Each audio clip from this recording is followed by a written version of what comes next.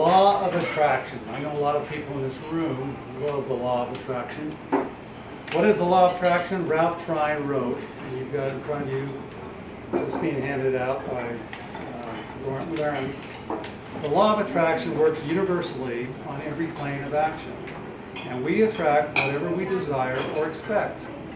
If we desire one thing and expect another, we become like houses divided against themselves, which are quickly brought down to destruction. Determine resolutely to expect only what you desire, then you will attract what you wish for. What I'm going to do is give you an example of the law of attraction where in one place where it's worked in my life. And to do this, I have to go back a lot of years. So being an old man, I've got to go back a long time, okay? And the law of attraction for me started when I was in high school. I used to love sports cars. Now in high school, back then in those days, in the 60s, a long time ago, there was regular cars, and there was hot rods, and there were sports cars. I was a sports car nut. I read every road and track, not once, twice, but daily. I loved sports cars. I could imagine myself going down the road, shifting gears, going around the corners at high speeds. Unfortunately, my parents wouldn't let me use my money to buy a sports car. They were kind of like the parents in the Christmas Story. You want a BB gun? You can't have a BB gun because you will shoot your eye out. You want a sports car? You can't have a sports car. The reason being, you're going to take a high-speed corner, roll it, and kill yourself. So as long as you live in our house and you're underage, you will never, ever own a sports car. So all I could do was wait, but I had a passion. Before you, I'm going to stop right now, are a number of steps that apply to the law of attraction. If you look at these, one is to choose what you want. I knew what I wanted. Be clear and concise. I just wanted a sports car, so I didn't have to be too concise. Write it down. I wrote it down constantly. Visualize it. I visualized every magazine I opened up that I drove that car that was in there. Feel it. I could feel it. I remember going downtown. My buddy said, "Hey, there's a Ferrari downtown. Let's go look at it." So we went downtown. There was this Ferrari in the shop, and we went over to this black. And I remember opening the door, and everybody was going, "Oh, look, the speedometer goes up to 140. Wow!" You know, everybody was impressed. It was a 1957 Ferrari, so it was quite old. But I could smell the leather. I sat in it. I could feel the gear shifting. And I don't know if you know, on a Ferrari, they have gates. They don't have regular shifters. They actually, on the older ones, they actually have gates. So your gear shifter would actually go up through the gates. So you actually sit up shifting. I was going to gear. So I could feel it. I trust it will happen. I knew someday I'd own a sports car because no matter how much money I had, I could buy a cheap one back then. Take action. All I could do was save my money. As long as I was underage, it wasn't going to happen. So as I go through the rest of my story, I want you to look at the items and see where they come into play. Now, what happened is I reached the age of 18 and I went out and I bought my first sports car. Whoop. Wow. A TR3 61. It was great during the summer. It was rotten during the winter. But during the summer, it's great. You put your arm down here, but I touched the ground almost with it. And it was a great car. I loved it with a passion. In fact, mine actually had lights on the front, little lights on the front, and car emblems and everything else from clubs around the world. But I loved that car. It was a great car. So I got my first sports car. One of the things on the deal here. Well, over the years, before I got married, I owned lots of sports cars. These are just a few of the cars I owned. And so I owned everything from a regular old Datsun, a 427 Corvette, a Lotus Elan 2+2, and that's what that looks like inside, that car. So anyway, I had these cars, and so I was fulfilling my dream, right? From the law of attraction, I was living it. I had it.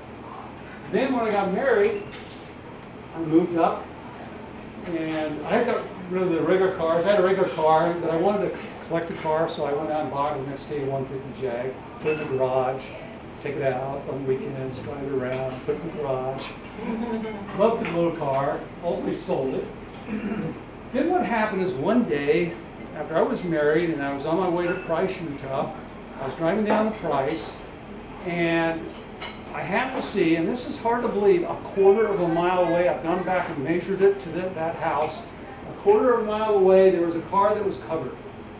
All that I could see was the reflection of the sunlight on the exhaust pipes. I knew it was an exotic car.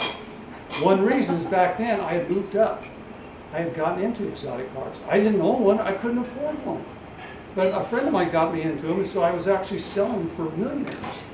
So I could actually go out and drive these cars, Lamborghinis, Ferraris, Maseratis. And so I knew what the rear end of an exotic car looked like. So a quarter mile away, I saw a flash. Oh, that's an exotic car covered up. So after work, I went over to the house, met the wife of the owner, and she says, "Oh, you gotta go see my husband. You guys will get along great." And so I went and saw her husband, and we became good friends over the years. Well, I kept telling him, that's what the rest of the car looks like. I kept telling him, the day you want to sell that car, let me know. I want to buy it. Well, in about a year, he called me up and says, "I need concrete. I need money. You want to buy this car?" I don't want to buy that car. So I went down to Price, and I tried it. He owned a big warehouse down there. In fact, he used to be the boat manufacturer down there. So I actually test drove the car in the warehouse and loaded it on a trailer, brought it back to Salt Lake, and put it in my garage. And every weekend, I'd go out, that's my car. And I would open the garage door. I'd get in it. I'd take it out. I'd drive it down, around the block. I'd go down like 4 or 5 blocks, come back, bring it around, pull it back in the garage, close the door, go back in the house. And I did. My neighbor, who was Dutch, he was very conservative, goes, "Why you buy that car? You know, you never use it." And I go, "Well, my wife drives it all the time." He goes, "Oh, but you never use it." So anyway, I do this every weekend. One weekend, I went out, dusted down the baby, and got in it, started it up. Unless you've heard the sound of it, you can't appreciate it, but there's sounds to this. And took it down, took it around the block, and I came back to a stop sign that was near my house. And I had a moment. In fact, I got back to the story, I skipped one of the important facts. Earlier that morning, imagine now, I come up to the stop sign, but earlier that morning my mom called me and asked me to come over and get a box. You know that box when you leave the house, your parents finally find the rest of the little precious stuff that your mom said was precious to her, like Boy Scout, the miniature Boy Scout emblems, those type of things. But now that you're growing up, she doesn't want them. So anyway, she says, "Come over and get this stuff." So I came over and got it. There's a box, regular standard size box, brought it home, put it on my desk. And then as that morning I went out, did my routine drive, came back to the stop sign. At the stop sign, I had a moment that I wish everybody in this room sometime in your life has. That moment is when you sit there and go, "I have everything of life that I want." I had a great job. I had my perfect wife. I had money in the bank, a lot of it. And I was driving a car that I enjoyed. And it basically, I sat there like that and I said, today is a special moment. But I didn't know the rest of the story for that day. When I got through and drove the car around, pulled in my garage, closed the garage door, said bye to the baby, went downstairs, I decided to look at the box. I looked in it and there was the Boy Scout stuff and other things. And I happened to see this folded up page from Road and Track. I opened up the page from Road and Track. I'm sorry, it's still emotional today. I opened that page from Road and Track. On that page was a picture of the article about that car.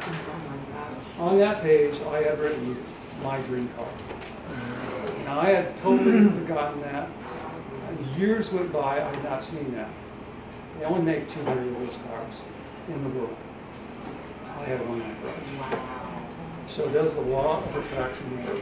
When you go through those steps, you'll see that in my life, I did all those steps, and I got what I wished for. Thank you.